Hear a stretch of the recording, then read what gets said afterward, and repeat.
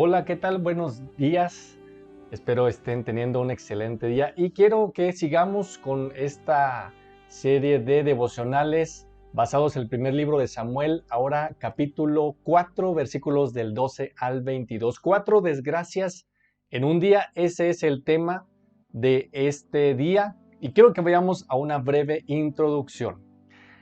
Una pregunta aquí, ¿has tenido días en que todo te sale mal? Creo que todos, en algún momento hemos tenido días pesados o intensos en donde hacemos cosas que no resultan como esperábamos. Por alguna razón y al final del día, nuestra expresión es hoy no fue mi día. Por algún motivo y por las decisiones que tomamos diariamente, a veces las cosas no salen nada bien, porque quizás no ponemos atención en el proceso y solo queremos llegar al final del día como dé lugar. Parte fundamental de los planes que tenemos diariamente, y por muy sencillos que estos parezcan, concentrarnos en el cómo y poner atención también en los procesos, debemos hacerlo. Y entonces debemos estar dispuestos a hacer cambios. El pasaje que vamos a leer a continuación nos habla acerca de 4 lamentables sucesos que se registran en muy poco tiempo, probablemente en un día, en la vida del pueblo de Israel, pero también en la familia del sacerdote Elí. Quiero que vayamos entonces a la lectura de este pasaje.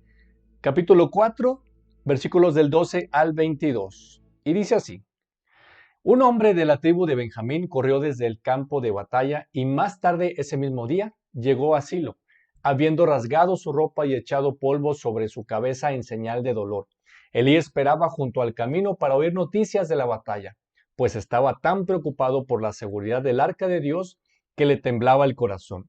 Cuando llegó el mensajero y contó lo que había sucedido, un clamor resonó por todo el pueblo. ¿A qué se debe todo ese ruido?, preguntó Elí. Entonces el mensajero corrió a donde estaba Elí, quien tenía 98 años de edad y estaba ciego, y le dijo: Acabo de llegar del campo de batalla, estuve allí hoy mismo. ¿Qué pasó, hijo mío?, preguntó Elí. Israel fue derrotado por los filisteos. Y le contestó el mensajero: Masacraron a la gente, también mataron a sus 2 hijos, Ofni y Finés, y capturaron el arca de Dios. Cuando el mensajero mencionó lo que había sucedido al arca de Dios, Elí cayó de espaldas de su asiento junto a la puerta, se quebró la nuca y murió, porque era viejo y demasiado gordo. También durante 40 años había sido el juez de Israel. La nuera de Elí, esposa de Finés, estaba embarazada y próxima a dar a luz. Cuando se enteró de que habían capturado el arca de Dios y que su suegro y su esposo habían muerto, entró en trabajo de parto y dio a luz. Ella murió después del parto, pero antes de que muriera, las parteras trataron de animarla. No tengas miedo, le dijeron. Tienes un varón. Pero ella no contestó ni les prestó atención. Al niño le puso por nombre Icabod, que significa ¿dónde está la gloria? Porque dijo, la gloria de Israel se ha ido. Le puso ese nombre porque el arca de Dios había sido capturada y porque murieron su suegro y su esposo. Y luego dijo, la gloria se ha ido de Israel, porque el arca de Dios ha sido capturada. Y entonces, este es el relato y vamos al análisis. Todo lo que aquí se narra no es ninguna sorpresa para el pueblo ni para la familia de Elí. Advertencias hubo de parte del Señor varias y entonces llegó el cumplimiento. Todo es lamentable, sin embargo, hay algunos daños que son colaterales como consecuencia del pecado en la vida de los 2 hijos de Elí y aún del mismo sacerdote en mención. Después de la derrota del pueblo de Israel y la muerte de tantos israelitas, hubo duelo. La noticia que aconteció le dolió en el corazón a Elí. Y la Biblia hace mención que una de sus preocupaciones mayores era la seguridad del arca de Dios y que temía que estuviera en manos de los filisteos. Pero también la muerte de sus hijos causó un golpe mortal a este sacerdote. Tanto así que le causó precisamente la muerte. Finés, uno de los 2 hijos de Elí, estaba esperando bebé con su esposa y su embarazo ya era muy avanzado, de manera que al recibir la noticia, la esposa de este varón de aquella triple tragedia, dio a luz y murió después del parto, sumando así una muerte más, dando como resultado entonces una cuarta tragedia en este pasaje. Lo que había sucedido con la derrota de Israel en manos de los filisteos fue una tragedia nacional. En cumplimiento a lo que Dios había dicho, toda la línea sacerdotal a través de Elí quedó eliminada. En el versículo 21 se resalta la idea de que la gloria de Dios o su presencia se había ido. De ahí la pregunta, ¿dónde está la gloria? Porque dijo, la gloria de Israel se ha ido. Le puso ese nombre porque el arca de Dios había sido capturada y porque murieron su suegro y su esposo. Esta idea entonces conlleva el hecho de haber ido al exilio. Así, para el pueblo de Israel, la toma del arca fue un símbolo de que Dios había partido al exilio. Aunque esta era la mentalidad de Israel, el texto de la narración pondrá de manifiesto que Dios estaba presente, incluso cuando Dios estaba disciplinando a su pueblo. Algunos principios aquí. Tal y como hemos visto a lo largo de estos pasajes, las advertencias de Dios siempre se cumplen, tarde o temprano, y las consecuencias de nuestros pecados cobran factura. Muchas veces el pecado de algunos de nosotros afecta a familias y naciones, como este caso. El arrepentimiento para muchos puede llegar demasiado tarde, y en este caso ya no sirve de nada, como en el caso de Elí, quien en el pasado prefirió a sus hijos en lugar de al Señor, y ahora su actitud de temor de la captura del arca le tenía muy preocupado. Sin embargo, de nada valió esta preocupación, la sentencia estaba dada.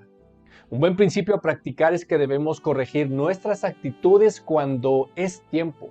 Cuando somos padres debemos de corregir a nuestros hijos en el tiempo correcto, porque después será demasiado tarde, ya poco podemos hacer.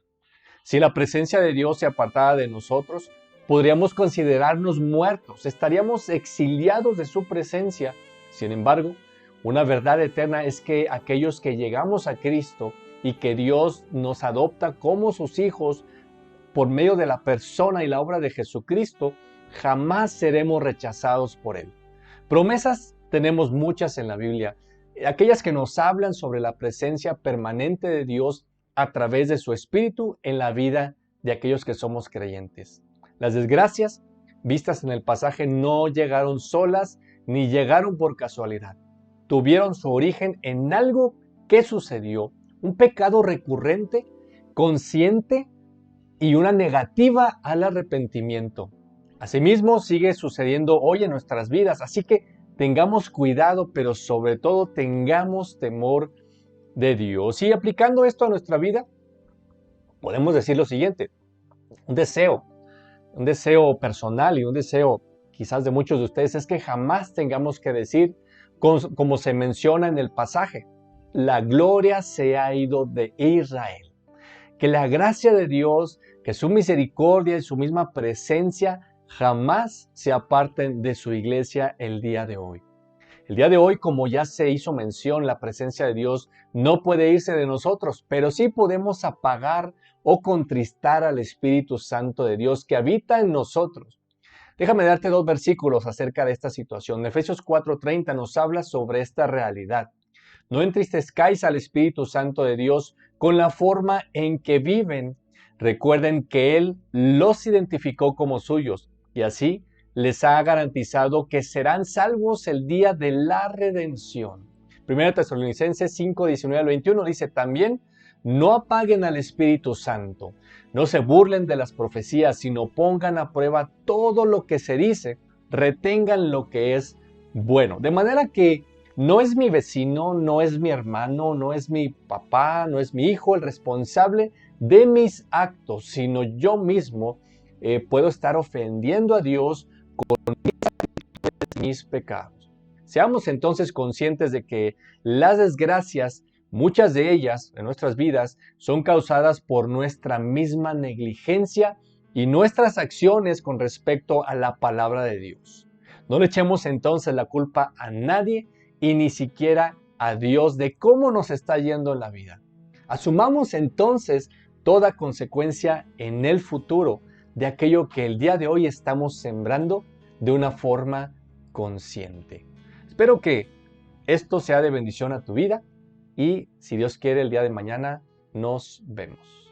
Que el Señor te bendiga.